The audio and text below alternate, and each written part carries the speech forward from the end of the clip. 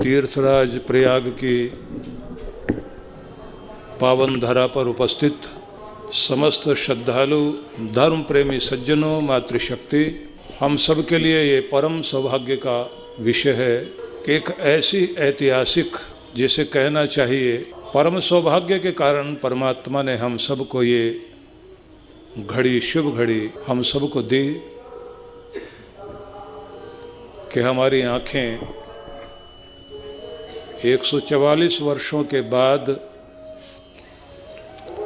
कुंभ का ऐसा दिव्य और भव्य आयोजन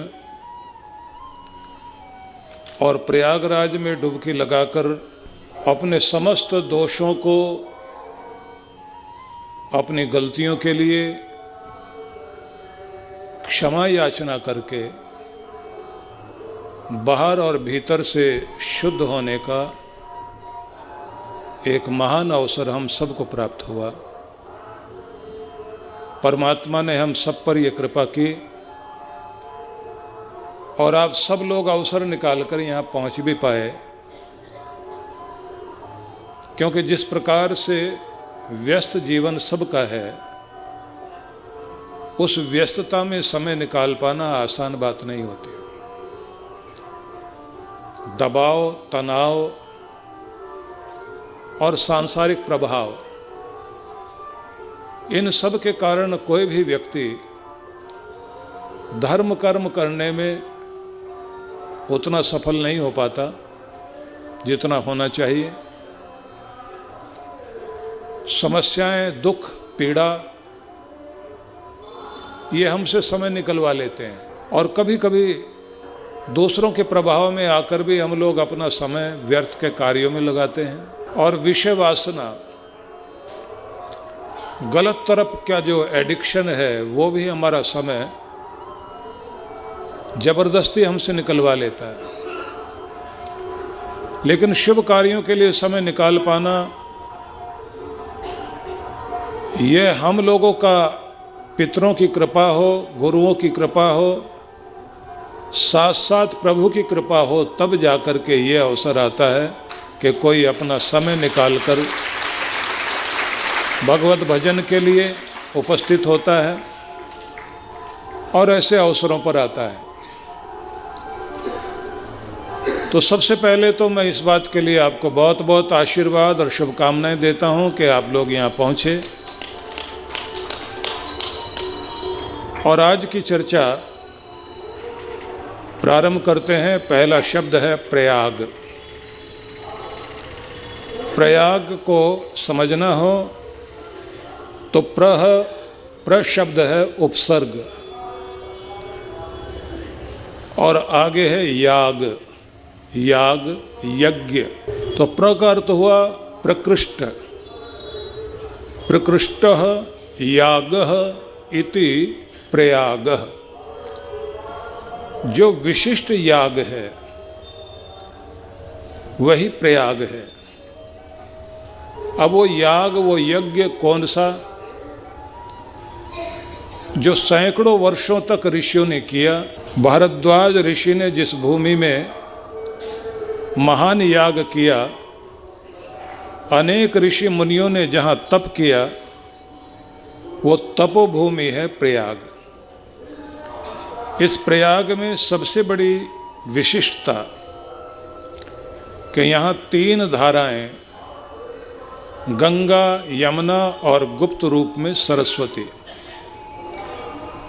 तीनों का मिलना, ये त्रिवेणी, ये संगम स्थल, जिसमें डुबकी लगाकर आप जहाँ बाह्य शुद्धि करते हैं, वहीं आपको एक विशिष्ट लाभ भी होता है। वह लाभ होता है कि जब आप यहाँ खड़े होकर भाव भावना के साथ मंत्र पाठ करते हुए, अपने पितरों का स्मरण करते हुए और डुबकियाँ लगाते हैं, तो पितरों की कृपा भी आपके ऊपर होती है।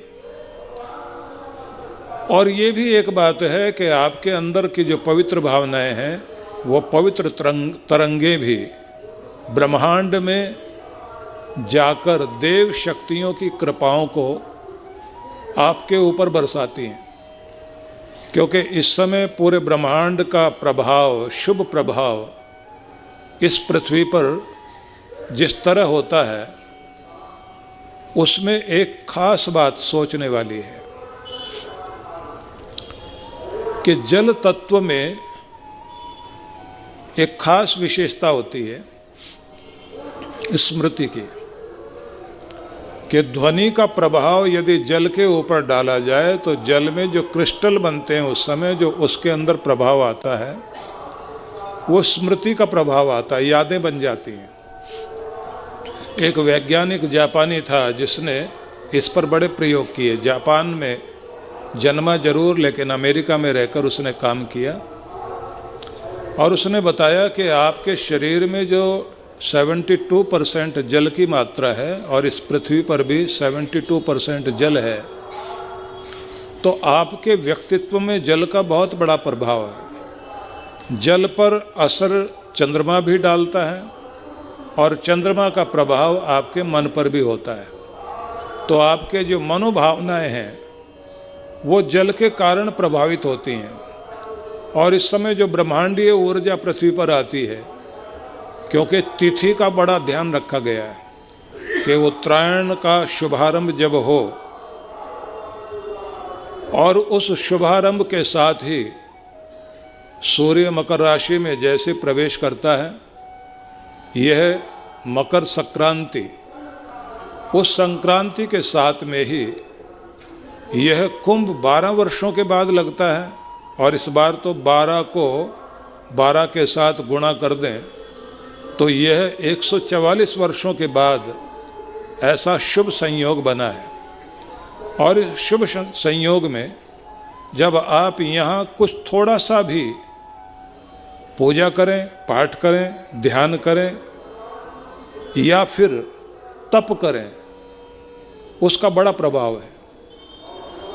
सबसे पहले तो मैं उन लोगों को भी बधाई देता हूं कि जो लोग कल्पवास में यहाँ हैं। 1 महीने तक किया हुआ कल्प तप, ये बड़ा अद्भुत होता है। हमारे यहाँ 12 प्रकार के तप का वर्णन आता है और 14 प्रकार के जप का वर्णन आता है। तो जितने भी हम तप करते हैं उन तपों में महत्वपूर्ण होता है तितिक्षा। अपनी सहन शक्ति को बढ़ाते हुए आप अपने मन की स्थिति को उस तरह बना लें कि कोई भी सांसारिक झंझट आपको, आपके मन को, आपके ध्यान को, आपकी एकाग्रता को भंग न कर सके। दूसरा, कितना भी विपरीत प्रभाव आए, धर्म से आप विमुख न हों। तो जितने भी तरह के तप हैं, तप का अर्थ कहा जाता तपः सहने, द्वंद्व सहनम तपः। संसार में 2 तरह की धाराएं चलती हैं हर समय, एक सर्दी तो एक गर्मी, सुख दुख, मान अपमान, लेना देना, पाना खोना, आना जाना, ये जितने भी तरह के कोमल कठोर, सूखा गीला, 2 तरह की धाराएं दुनिया में है। उन दोनों में जो अपने को सम रख सके, अपना बैलेंस बना सके, उसी को कहा जाता है कि वो तपस्वी हो गया, उसको तप करना आ गया। और उसी शक्ति को प्राप्त करने के लिए तपस्या की जाती है। और जब आप तप करना सीख जाते हैं तो आपको स्थिर होना समझ आ गया। जब आप स्थिर रहना सीख जाते हैं, बैलेंस बनाना सीख जाते हैं, संतुलन बनाना सीख जाते हैं, तो समझ लीजिए कि जिसको कोई हवा, गर्म सर्दी की हवा हिला न सके, सुख जिसको डामाडोल न कर सके, किसी तरह का हानि लाभ जिसको विचलित न कर सके, जो अडिग रहना सीख गया, बस वहीं से आपकी आध्यात्मिक यात्रा शुरू होती है और वहीं से कृपा आपके ऊपर आनी शुरू हो जाती है।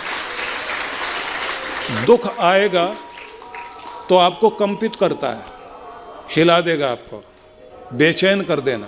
तनाव, दबाव, दुख, पीड़ा, संताप, निंदा, चुगली, आलोचना, ये वो सारी चीज़ें हैं जो आपका बैलेंस बिगाड़ती हैं, जिससे आप कांपने लग जाते हैं। थोड़ी सी भी कोई डर वाली स्थिति हो जाए, चिंता हो, डर हो, निराशा हो, या किसी भी प्रकार का प्रेशर आपके ऊपर क्रिएट किया जाए, तब क्या होता है, आप हिलने लग जाते हैं। जैसे आप हिलने लग जाते हैं तो आपकी शक्ति खो जाती है। इसलिए तप करने वालों के पास में संतुलन आता है, और संतुलन से आती है शक्ति। और जिसके पास शक्ति आ गई, उसमें दुनिया का कोई भी आदमी उसे हिला नहीं सकता। ये सबसे बड़ी ताकत होती है। दूसरी बात ये ध्यान रख लीजिए, जो तप करने वाले लोग हैं उनकी बाहर से तो शक्ति बढ़ती ही है, मानसिक शक्ति बढ़ती है, भावनात्मक शक्ति बढ़ती है, इमोशनल पावर इतनी स्ट्रांग हो जाएगी कि नहीं हिलेंगे। पर इससे भी कहीं ज़्यादा उनकी आत्मिक शक्ति बढ़ती है। अब समझ लीजिए कि थोड़ा सा दुख आने पर आम आदमी कांपने लगता है, घबरा जाता है, लेकिन जो पहाड़ जैसे दुख को भी तिनके जैसा समझे, वही आत्मिक शक्ति संपन्न होता है। और जो आत्मिक शक्ति से हीन है, पहाड़ जैसे दुख को तिनके जैसा समझे, वो व्यक्ति है जो आत्मिक शक्ति से भरा हुआ है। और जो तिनके जैसे, तृण जैसे दुख में भी इतना घबरा जाए, उसे लगे जैसे पहाड़ जैसा दुख उसके ऊपर आ गया, समझ लेना चाहिए उसकी आत्मा कमज़ोर है, उसको तपस्या की ज़रूरत है। इसलिए जो तपस्वी लोग होते हैं, वो दुनिया के बड़े से बड़ी मुसीबतों का सामना करने के लिए उनके पास बल होता है। लोग पूछते हैं ये किस मिट्टी का बना हुआ है। और दुनिया को बदलने का कार्य यदि कोई कर सकता है तो केवल तपस्वी व्यक्ति कर सकता है, नहीं तो कोई दूसरा व्यक्ति नहीं कर सकता। दुनिया में इतिहास रचने का कार्य यदि कोई करेगा तो तपस्वी करेगा। दुनिया में बड़े बड़े निर्माण जिन्होंने किए हैं वो जरूर बड़े तपस्वी थे। इसलिए तपस्वी दधीचि से ही देवताओं ने वज्र बनाने के लिए उनसे उनका बलिदान मांगा था कि हमें वज्र बनाने के लिए आपकी हड्डियों की ज़रूरत है, क्योंकि राक्षसों को हराना है। वो शक्ति होती है किसी भी व्यक्ति में तपस्या करने के कारण। इसलिए आप लोग देखते हैं कि आपकी संस्कृति तप की संस्कृति है। तपस्या को इतना महत्व दिया गया है, कहा गया है प्रथमे वैसी नाधीतम, द्वितीय नार्जितम धनम, तृतीय तपस न तप्तम, चतुर्थे किम करिष्यसि। कोई भी व्यक्ति अपने जीवन के प्रथम भाग में विद्या अध्ययन ना करे तो जीवन बेकार। कोई व्यक्ति विवाह हो जाने के बाद, गृहस्थ हो जाने के बाद धन ना कमाए तो कहते हैं उसके घर गृहस्थी बेकार हो जाएगी। तृतीय तपस न तप्तम, गृहस्थ आश्रम के बाद का जो समय है, कहते हैं उसमें कोई तपस्या ना करे। चतुर्थे किम करिष्यसि, जीवन के अंतिम भाग में फिर वो क्या करेगा, क्योंकि मनुष्य का जन्म पाकर उसने मनुष्य का जीवन गंवा दिया, महान अवसर गंवा दिया। इसलिए तप करना कहा गया हर आदमी के लिए आवश्यक है। इसलिए आपके ऋषियों ने आपके लिए एक व्यवस्था दी कि जैसे आपकी आयु का भाग 60 तक आप पहुंच जाएं, तब आपको तपस्वी का, वानप्रस्थी का जीवन जीना चाहिए। इसलिए 8 साल का अवसर दिया जाता है जब आप अपनी तैयारी करते हैं कि आप तपस्वी बने, वन में जाएं, साधना करें। इसलिए आपकी गिनती भी बड़ी विचित्र है। जैसे हो जाते हैं 50, अब उसके बाद 8 साल संधि वेला है जिसमें आपको तैयारी करनी है। 50 के बाद अगला शब्द क्या आता है, 51। 51 में क्या है, वन। वन मतलब जंगल। 51, 52 में वन, 53 में भी वन, 54 में भी वन। गिनते चले जाओ, 55, 56, 57, 58। 58 तक 8 साल का समय वन वन वन वन, जंगल जंगल जंगल जंगल जंगल। ठीक, फिर कहा गया कि अभी भी कुछ बाकी रह गया हो तो 1 साल और मौका दिया जाता है कि दुनियादारी के सब काम निपटा लीजिए और जैसे हो जाए 60 छोड़ दीजिए सारे ठाट और आ जाइए गुरु की शरण में। तब आपको कहा जाता है कि अब 8 साल का बच्चा और 60 साल का सीनियर वरिष्ठ दोनों के लिए कहा जाता है कि गुरु की शरण जाना चाहिए। जबकि आप 60 के होते ही पोते का मुंह देख करके और मोह ममता में इतने फंस जाते हैं, इतना तो अपने बच्चों से भी प्यार नहीं किया था जितना आपका ध्यान अपने पोते में चला जाता है। पोते पोतियों को खिलाते खिलाते और फिर मोह ममता में इतने आसक्त हो जाते हैं कि जब हम चाहते हैं कि हमें कष्टों से मुक्ति मिले तो नहीं मिल पाती। तो क्या करें? तपस्या, अपने को तैयार करें। अब आप वन में तो जा नहीं सकते क्योंकि गवर्नमेंट ही बंद कर देगी कि वहाँ क्यों जा रहे हो, वहाँ कोई झोंपड़ी नहीं बना सकते आप। तो फिर कहाँ जाओगे? गुरु के पास तो जा सकते हैं। गुरु का आश्रम ही आपके लिए वन है, वही तपस्या की स्थली है, वहीं बैठकर आप कुछ कर सकते हैं। इसलिए अपने गुरु के साथ समर्पित होकर के समाज सेवा के महान कार्यों में जब आप अपने को समर्पित करते हैं तो वहाँ से आपकी एक आध्यात्मिक यात्रा शुरू होती है। अब थोड़ा और आगे चलते हैं। जिन लोगों ने विशेष रूप से तप करने की इच्छा रख ली हो उनके लिए 2 प्रयोग हैं। एक तो ये है कि सबसे पहले अपनी दिनचर्या को बहुत बेहतर करना शुरू कर दें। दिनचर्या को बेहतर करने का मतलब ये होगा कि जल्दी सो करके आप सवेरे इतना जल्दी उठ जाइए कि जब आसमान में प्राची की लालिमा दिखाई देने लग जाए, जैसे ही ओस से घास भीगनी शुरू हो जाए, जैसे छोटी छोटी कलियां धीरे धीरे मुस्कराने लगें और फूल अभी पूरी तरह खिले ना हों, जब पूरी दुनिया सोई पड़ी है आलस्य में, अभी मंदिर का घंटा और शंख भी नहीं बजा, उससे पूर्व जागृत होकर के आप ओस जब मोती बरसा रही हो और देव शक्तियाँ आसमान में अपनी कृपा बरसाने के लिए उपस्थित हो रही हो, उस समय कोई परमात्मा का लाडला प्यारा जागृत होकर के स्नान आदि करने के बाद अपना आसन संभालता है और अपने परमात्मा को पुकारता और कहता है कि मेरे प्यारे प्रभु, मेरे हृदय में निवास करो, मेरे भीतर आओ, मेरे अंदर दिव्यता को जागृत करो, मैं आपके अमृत से भरपूर हो जाऊं, मुझे अपने आलोक से आलोकित कर दीजिए। जब आदमी अपने दोनों हाथ उठाकर अपने हाथ भगवान को पकड़ाता और ये कहता है मेरा हाथ पकड़ लीजिए, मैं आपकी शरण में हूँ, मैं शरणागत हूँ, अब मेरा और आपका रिश्ता इस तरह निभ जाए कि मेरा दिल आप में लगा रहे और आप मेरे दिल में बसे रहें। जब ये भावना आपके अंदर जागने लग जाती है और होठों पर परमात्मा का नाम गूंजने लग जाए, जब आपका प्रथम शब्द भगवान के लिए ही निकलता हो और जब आपका पहला ध्यान भगवान की तरफ जाए, समझ लेना चाहिए कि अब आपकी यात्रा ठीक शुरू होनी प्रारंभ हो गई है। और ऐसे में आपको ध्यान रखना होगा मर्यादा।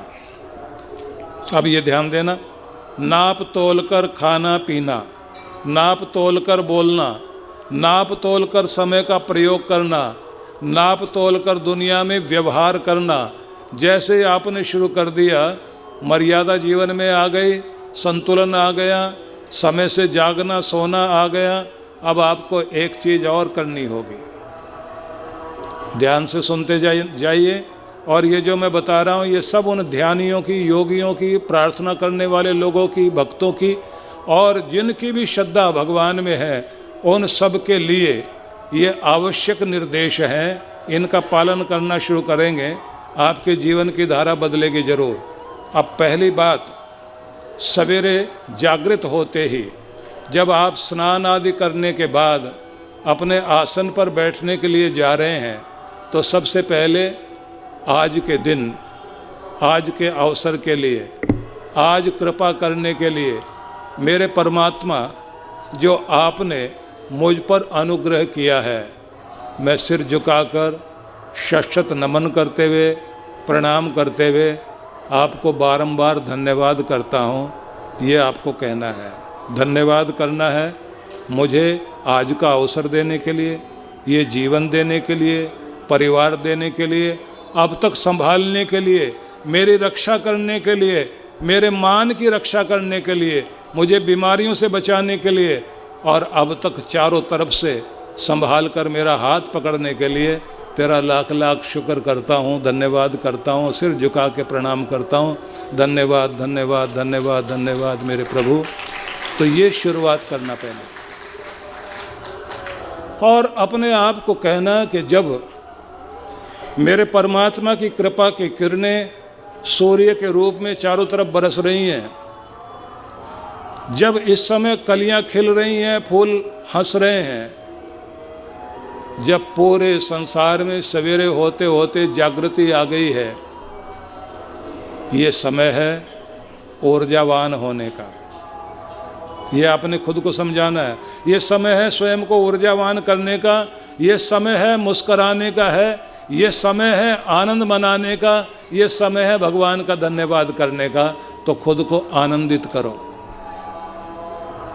शीशे में जब भी अपने को देखो सवेरे सवेरे, एक बार अपनी आंखों में आंखें डालकर खुद से कहना, आज एक दिन और जिंदगी का मिला, एक अवसर मिला, सोचो दिन कैसे बिताना है, मुस्कुराकर, हंसकर या मुंह लटकाकर।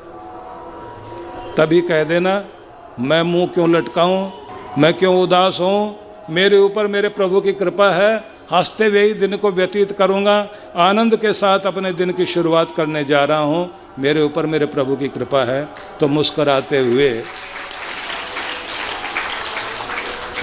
हुए बाहर आना और निश्चय कर लेना कि सारा दिन आपके होठों पर मुस्कुराहट रहेगी। दूसरा, माथे पर शांति, चेहरे पर मुस्कुराहट, होठों पर मिठास, मतलब वाणी जब भी बोले तो आपकी वाणी में मिठास रहे। अंग प्रत्यंगों में ऊर्जा, किसी भी उम्र में आप पहुंच जाएं, जवान आपसे पीछे रह जाएं, ऐसी ऊर्जा और ऐसी गति और ऐसी प्रगति आपकी रहनी चाहिए। ये अपना नियम बना लें, क्योंकि आप एक कर्म योगी हैं, आलसी व्यक्ति नहीं है। अपने आप को कर्म योगी बनाएं, कुछ भी काम करना पड़े किसी का सहारा मत ढूंढिए, अपना काम खुद करना है। अगर ये आपने नियम बना लिया तो जीवन के अंतिम भाग तक भी मुस्कुराते हुए जियोगे। अब आगे बढ़िए। सवेरे का समय आपने मर्यादित कर लिया। दूसरा, आपको कार्य करना है कि अपने जल का संस्कार करना। जो पानी आप पीते हैं, पानी के पात्र को शुद्ध करना, ये एक नियम बना लें। अब जो बताऊंगा उसे भी ध्यान से सुन लीजिए। जल का पात्र जो आपका रखा हुआ है, उसको एक बार देखते हुए अपना गुरु मंत्र या अपने इष्ट देव का मंत्र जाप करते जाओ। उसके बाद उसका ढक्कन ढकिए, उसके ऊपर एक फूल रख दीजिए और तिलक लेकर के अपने जल के पात्र पर तिलक करके थोड़े से चावल अक्षत लगा दीजिए और दोनों हाथ कलश पर लगाकर या जल के पात्र पर लगा करके उस समय 3 बार ओंकार का उच्चारण कर लीजिए। आपका जल शुद्ध, शक्ति से युक्त, ऊर्जा से भरपूर और जल जल नहीं रहेगा, वो अमृत कुंभ बन जाएगा। ये अपना नियम बना लीजिए। भोजन जब भी करें, भोजन करने से पहले एक बार आनंदमयी दृष्टि के साथ अपने भोजन को देखिए, मन मन में प्रभु को स्मरण कीजिए और उसके बाद हो सके तो हाथ में जल लेकर के एक बार गोल घुमाकर और भगवान को जल नीचे अर्पित करते हुए या फिर आचमन करते हुए उसके बाद में अपने भोजन को शुरू करें तो बहुत अच्छा। ना ऐसी सुविधा हो तो मानसिक रूप से कर लीजिए। इससे अगली बात और ध्यान रखनी है। भोजन को जब भी आप करेंगे तो उसको आपने प्रेममयी दृष्टि से, आनंदमयी दृष्टि से देखना है। ये क्या बना दिया, ये क्यों रख दिया, ऐसा ही क्यों और वैसा ही क्यों, गुस्से में मत देखिए। क्योंकि वो जो भोजन है वो आपको शरीर में जा कर के आपकी जीवनी शक्ति बनेगा।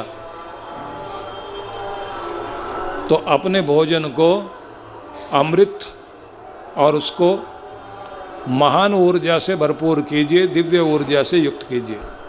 ठीक है, इतना समझ में आ गया। अब आगे बढ़ते हैं। शाम का समय बहुत महत्वपूर्ण है। रात्रि को सोने से पहले आप अपने मन को जितना शांत कर लेंगे, जितना अधिक शांत करते चले जाएंगे, उतनी अच्छी क्वालिटी वाली, गुणवत्ता वाली नींद आपकी आएगी। उतने ही आप ब्रह्मांड से जुड़कर, यूनिवर्स से जुड़कर रात्रि में जब सोएंगे तो आपके ब्रेन सेल्स से लेकर के बॉडी सेल्स, जितने भी कोशिकाएं आपके शरीर की हैं, उनकी रिपेयरिंग शुरू हो जाएगी। अगले दिन जब जागोगे नई ताजगी के साथ उठोगे, और इसी के साथ आपकी नींद अच्छी होने से याददाश्त बढ़िया होती है, जीवनी शक्ति प्रबल होगी और आपके चेहरे की मुस्कुराहट बढ़ेगी, निर्णय ज़्यादा अच्छे ले सकोगे। दो बातें हो गई। सवेरे का जागना आनंदपूर्ण होना चाहिए। शाम का सोने से पहले जितना शांत हो जाओगे उतना आपके लिए ब्रह्मांड, यूनिवर्स अनेक ऊर्जाओं से युक्त करके आपको अपनी कृपा से भर देगा। ये दो चीज़ें आपको बहुत ध्यान से रखना है। पानी का संस्कार करते हैं, उसको दिव्य ऊर्जा से युक्त करना, अमृत बनाना, और भोजन को अपना प्रसाद बना लेना। ठीक है, इतना समझ में आ गया। अब आगे चलिए। अभी मैं केवल आपको ये बता रहा हूँ कि आप आध्यात्मिक यात्रा करना चाहते हैं, जीवन को ऊंचा उठाना चाहते हैं, और कल्पवास वालों के लिए तो इससे आगे बताऊंगा। अभी सिर्फ आपको आध्यात्मिक होने के नियम बता रहा हूँ, ये ध्यान रख लेना, क्योंकि डुबकियाँ बहुत लोग लगा के चले जाएंगे यहाँ से, और बात वही हो जाएगी जैसे कृष्ण भगवान ने युधिष्ठिर से लेकर पांचों पांडवों को जब ये कहा कि प्रायश्चित करने के लिए आप तीर्थ में जा रहे हैं, डुबकी लगाकर आना, लेकिन मेरा एक पात्र है उसको भी लेकर जाना और उसे पानी से भर के लाना, और हो सके जितने तीर्थों में जाओ सब तीर्थों का जल उसमें भरना। कथा आपने सुनी हुई है कि भगवान कृष्ण ने जो पात्र दिया था वो एक तुम्बा था, जो ये लौकी होती है गोल वाली, उसको काटकर साधु लोग बना लेते हैं प्रयोग करने के लिए, पानी वानी भरते हैं उसमें। वही कमंडल बना के उन्होंने दिया कि इसको पानी से भरकर लेकर आना, और वो भी तीर्थों के जल से। पांचों पांडव तीर्थों में स्नान करने के बाद लौटे, तो जब लौटकर वापस आए तो भगवान ने कहा कि वो जल लाए हो? बोले लाए। तो जल को तो एक पात्र में अलग रख लिया। उसके बाद उन्होंने कहा कि अब इसके टुकड़े करके इस पात्र के थोड़ा थोड़ा प्रसाद तुम लोग चखो। जिसने भी उसको खाना शुरू किया तो खाया तो गया ही नहीं, मुंह इतना कड़वा हो गया कि जो मुंह में था वो भी थूक दिया, और सब बोले महाराज ये आप क्या खिला रहे हैं, इतनी कड़वी चीज़। तो कृष्ण भगवान मुस्कुराते हुए सबके चेहरे की तरफ देख रहे थे, सबके मुंह बने हुए थे। भगवान हंसने लगे और हंसते हंसते बोले, आश्चर्य की बात है, 7 तीर्थों का जल और इतना स्नान कराने के बाद इस पात्र की कड़वाहट नहीं गई, तो फिर आपके अंदर क्या अंतर आया होगा ये जानना चाहता हूँ कि कोई फर्क पड़ा या नहीं पड़ा। तो कितनी भी डुबकी लगाएं। और भगवान ने उस समय एक बात कही थी, अब ये ध्यान से सुन लेना। उन्होंने कहा था कि ये पात्र पानी में डुबाया गया, पानी से भरा गया, अंदर भी पानी और बाहर भी पानी, इतना होने के बाद भी कड़वाहट नहीं गई। और हम बाहर से डुबकी लगा के आते हैं, हमारी कड़वाहट नहीं जाती। जैसे कड़वे पहले होते थे वैसे ही अब, और जाने के बाद भी वैसे रह जाएं। तो इसका मतलब ये है कि बाहर तो प्रयाग ने छुआ लेकिन प्रयाग भीतर नहीं जा पाया। तो इसका मतलब है गुरु कृपा की ज़्यादा ज़रूरत है, साधना की ज़रूरत है, सही निर्देश लेने की आवश्यकता है। अब जल्दी से और थोड़ा आगे बढ़ते हैं। जब आप अपने भीतर परिवर्तन लाने के लिए तत्पर होते हैं और आपको लगता है कि आध्यात्मिक जीवन हमने जीना है, तो एक तो आपको षटक संपत्ति का प्रयोग करना है। शम दम उपरति तितिक्षा श्रद्धा और समाधान, ये भी बताएंगे आपको। दूसरा आपको क्या करना है, अधर्म को और धर्म को समझना है। धर्म पूर्वक जीवन जिएंगे, अधर्म को जीवन से बाहर करेंगे। अब धर्म क्या है, पहले हम ऋषि मनु जिनका ये मनवंतर चल रहा है, उन मनु ने जिन्होंने धर्म शास्त्र दिया, हमें जीवन जीने की पद्धति दी, उन्होंने 10 लक्षण बताए धर्म के। अब उसे ध्यान से सुन लीजिए, जल्दी से बता देता हूँ, और जितना बताता जा रहा हूँ उतना याद रखना, ऐसे ही मत चले जाना यहाँ से, ठीक है? ध्यान से सुन तो रहे हैं आप, हालांकि ज्ञान बहुत बट रहा है चारों तरफ, इतना बट रहा है कि आदमी सोचे ले सकते हैं या नहीं, और उससे ज़्यादा तो आपके व्हाट्सएप पर बट रहा है। अब ध्यान से सुनना।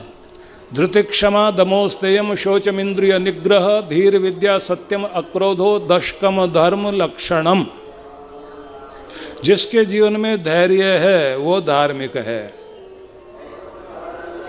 मतलब वक्त अच्छा बुरा आएगा, पाँव मत कांपने दो अपने, संभाले रखो खुद को, पहाड़ बन जाओ, चट्टान बन जाओ, अडिग रहना। जिसको आ गया वही धार्मिक बन पाएगा। अपने नियमों में, अपने धर्म में दिखाई देगा धर्म करने वाला पीछे जा रहा, अधर्म वाला आगे जा रहा, तो भी अपने धर्म पर टिके रहना।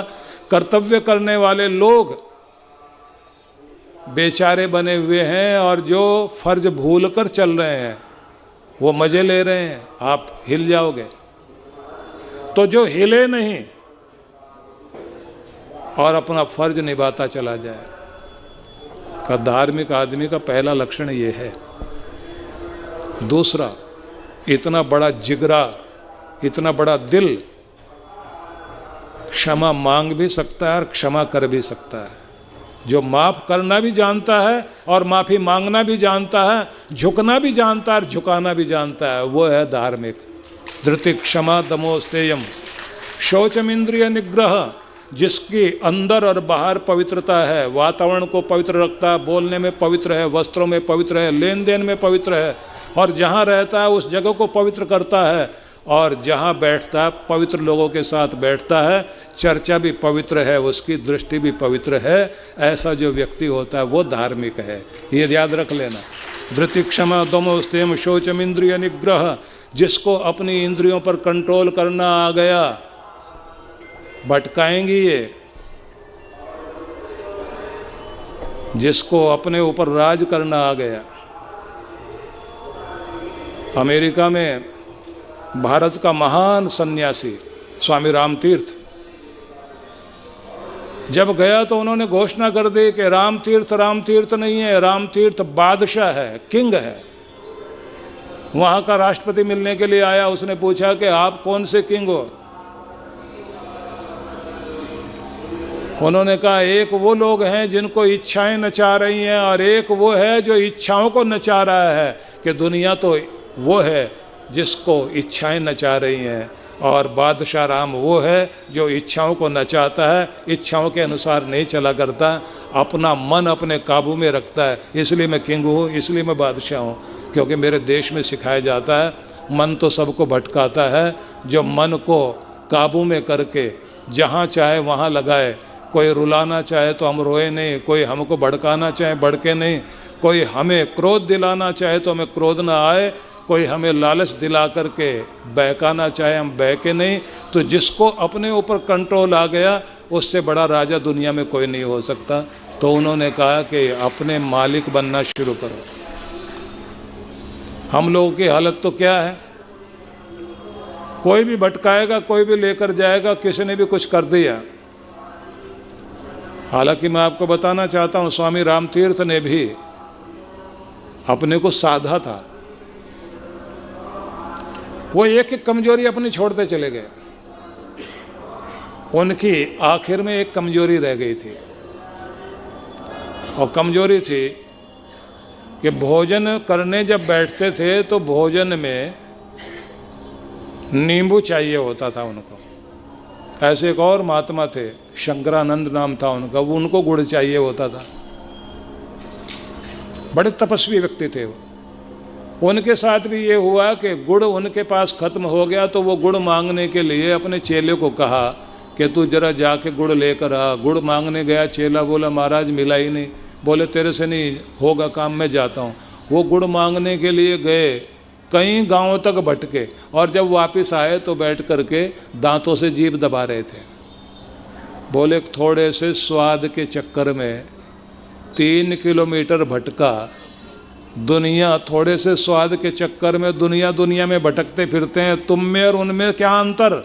आज के बाद ये कोई भी कमजोरी मेरी ज़िंदगी में काम नहीं करेगी। उन्होंने जीभ को दांत से दबाया और कहा आज के बाद गुड़ की छुट्टी, आज से हम अपने मालिक बनेंगे, तेरे गुलाम नहीं बनने वाले। और उसके बाद उन्होंने अपने ऊपर कंट्रोल किया। स्वामी रामतीर्थ ने भी ऐसे कंट्रोल किया था। उसके बाद उन्होंने खुद को बादशाह कहा था। मैं आप सबको कहना चाहता हूँ, अपने बादशाह बनिए, अपने गुलाम ना बनो, अपनी इच्छाओं के गुलाम मत बनो। आपका तो मोबाइल फ़ोन ही आपको गुलाम बना रहा है। आपको पता लगता है? फ़ोन खोला, कितना टाइम खराब हो गया आपको पता ही नहीं चलता। थोड़ी थोड़ी देर के बाद में, जैसे वो बंदरिया अपने बच्चे को थोड़ी थोड़ी देर के बाद झुक झुक के देख रही होती ना, ऐसे बहुत सारे लोग जो है थोड़ी थोड़ी देर के बाद में खोल खोल के देखते हैं कुछ और तो नहीं आ गया, उसमें से अमृत निकलने वाला, देवता मंथन कर रहे हैं अभी। तो इतने कमजोर मत बनो। एडिक्शन नहीं चाहिए आपको। यदि आप इतने कमजोर बनोगे तो खुद के मालिक नहीं हो सकते। जिसको खुद पर राज करना आ गया वही दुनिया पर राज कर सकता है। जो खुद का कमजोर है उस पर दुनिया राज करेगी। मनु महाराज ने आपको कहा धार्मिक होना साधारण बात नहीं है। धैर्य चाहिए, क्षमा चाहिए, खुद पर कंट्रोल चाहिए। इंद्रियों को कंट्रोल करना सीखो। और अगला शब्द उनका दम, अनुशासन करते हुए खुद के उन सारी चीज़ों के ऊपर दमन करना शुरू कर दें जो प्रवृत्तियाँ, पाशविक प्रवृत्तियाँ जन्मों जन्मों से आपको भटका रही हैं।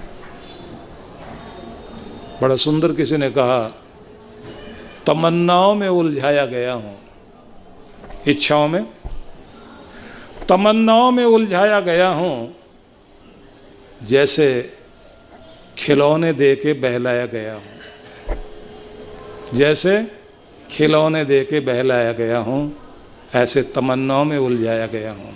जैसे बच्चे को कोई खिलौने पकड़ा दे और वो बेचारा सब कुछ भूल के, उनको माँ बाप को भूल गया, खिलौनों में लगा हुआ है।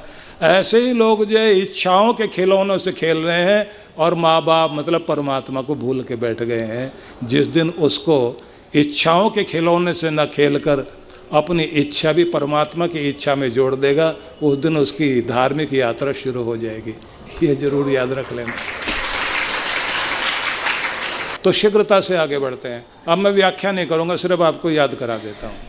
धृति क्षमा दमोस्त्यम शौचम इंद्रिय निग्रह धीर विद्या सत्यम अक्रोधो। बुद्धिमत्ता से जीवन जीना, दिमाग का इस्तेमाल करना, सही निर्णय लेना, सही डिसीजन लेना। कब? ये तब संभव होता है जब दिमाग शांत रहता है, तो आपकी बुद्धि ठीक निर्णय लेगी। अशांत आदमी सही निर्णय नहीं ले सकता। दिमाग को शांत रखना सीखिए।